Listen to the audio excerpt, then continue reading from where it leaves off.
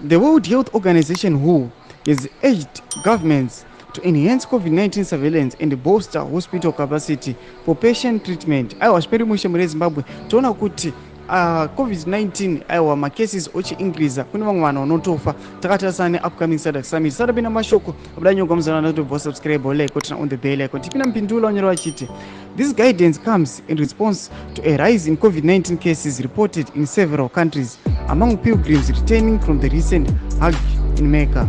In Zimbabwe, several public figures, including former footballer Norman Maroto and CCC Senator Murici Zwizai, have passed away due to flu-like illness in recent weeks. There has been public speculation linking the increase in severe flu cases to coronavirus, a claim that the government has denied.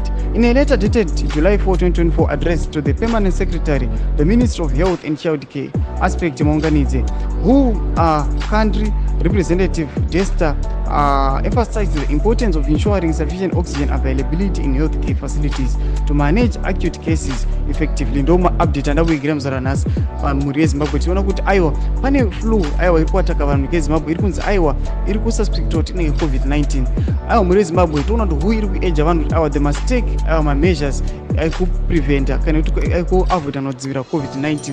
But this situation inouya vanhu vakatarisana neupcoming Sadc summit. Ndinoziva kuti paSadc summit mahead of states akawanda anobva kune dzimwe nyika achipinda mukedo yeZimbabwe, zvinova ehamu kune vagari venyika yeZimbabwe. Ndokuti dzemafungiro emi kuti kudi pamusoro penhau iyi pinda kupinda section medu, subscribe kulike, turn on the bell icon.